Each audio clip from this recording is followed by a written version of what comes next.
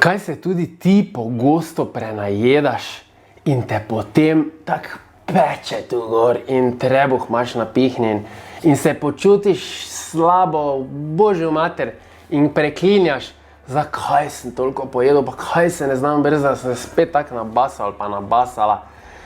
Tak, poglej, v današnjem posnetku bomo pogledali dve ključni lastnosti oziroma slabosti, ki jih ima prenajedanje. Tako da, torej, prenajedanje ni samo neprijetno, ampak ima tudi velike negativne posledice in mogoče ti bo prav to koristilo, da tega več ne boš počel ali počela.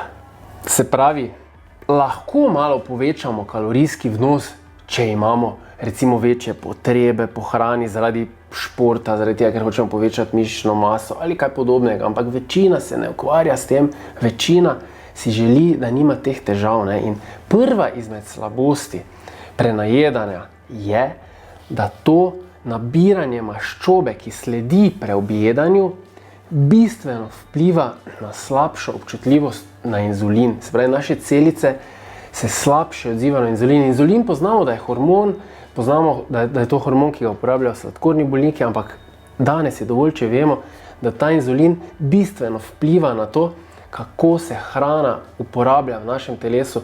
In če imamo dobro občutljivost celic na inzulin, hrano, ki jo zaužijemo, porabimo.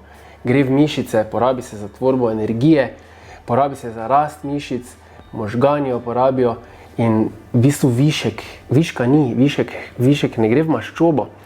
Če pa je občutljivost na inzulin slaba, pa se začne dogajati, da vedno več hrane gre v maščobne celice. In ta občutljivost na inzulin se slabša več, ko imamo maščobe na našem telesu. Torej, prenajedanje vsekakor vodi k nabiranju maščob in večja količina maščob na našem telesu vodi na slabšo občutljivost na inzulin. Prej smo povedali, kaj to pomeni. Zdaj pa poglejmo še nekaj slabosti, ki jih prinaša ta slabša občutljivost na inzulin. Več, ko imamo maščobe, več citokinov izloča naše telo. Zdaj pa, kaj so citokini? Dovolj je, če vemo, citokini so vnetne molekule, ki višajo vnetje v našem telesu. In višja stopnja vnetja v telesu ima en kup negativnih posledic, ki spet vplivajo na to, da se prekomerno in hitreje redimo. Torej, iz tega lahko zelo poenostavimo. Saj vsi vemo, pač, če preveč ješ, se rediš, nabira se maščoba, bla, bla, bla, to že vsi vemo, ampak danes smo povedali dve ključni slabosti tega in kako vplivajo. Zdaj pa, da ne bomo samo rekli, ok, višje vnetje, to je to, naštejemo nekaj ključnih točk, ki so posledice povišanega vnetja. Prva je slabša regeneracija po vsakodnevnih opravilih, ali bodi si treningih, bodi si službo, bodi si, ne vem, košenjem trave, karkoli. Se pravi, če je stopnja vnetja v telesu višja, nikakor naše telo ne more priti tako učinkovito k sebi, kot bi prišlo, če ne bi bilo povišanega vnetja. Zakaj? To sem tudi že velikokrat povedal, ampak ponovimo, zaradi tega, ker naše telo tisto energijo, ki bi jo sicer rabili za vsakodnevna opravila, usmerja v borbo s tistim vnetjem, ki je ponavadi ali v prebavnem traktu, ali je v sklepih, ali je na koži, kjerkoli, se pravi, se naše telo bori in smo že pri drugi točki, to je imunski sistem je hiperaktiven. Zaradi tega, ker te vnetne molekule spodbudijo naš imunski sistem k temu, da prekomerno aktiven in prekomerno napada in se bori s stvarmi, s katerimi se ne bi smel. Se pravi, imunski sistem nam mora pomagati, ko pa je vnetje v telesu povišano, pa se borimo z alergijami, borimo se z intolerancami na živila, borimo se z polnim nosom, borimo se z, še bi lahko našteval, alergijskimi reakcijami. Kaj je tisti neki pokazatelj, recimo vnetja? Najlažje ga lahko zmerimo iz krvi, se pravi, visoko občutljiv CRP je en test, ki ga lahko naredimo iz krvi in nam pokaže stopnjo vnetja. Drugače pa kaj je zaželeno, če hočemo poenostaviti?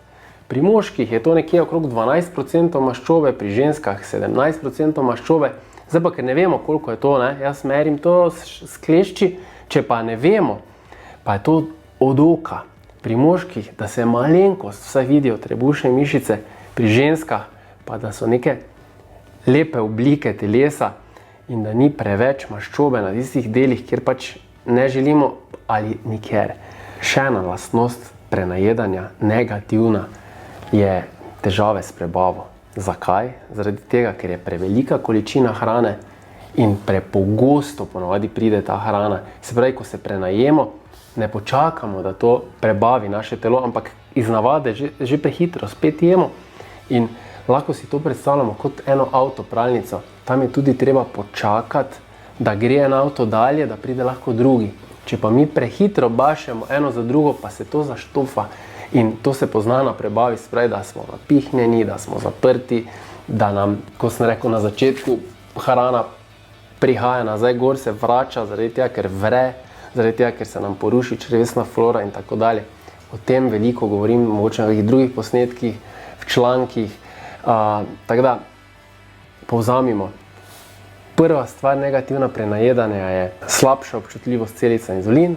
Druga bistvena slaba stran prenajedanja je povišana stopnja vnetja v telesu.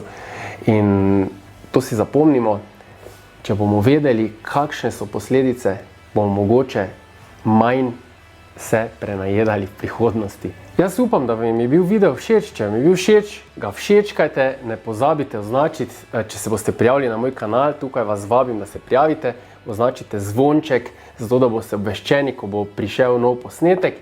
Tukaj pa si lahko pogledate prejšnji posnetek, kjer smo govorili tudi o eni zelo zanimivi temi. Se vidimo naslednjič. Adijo!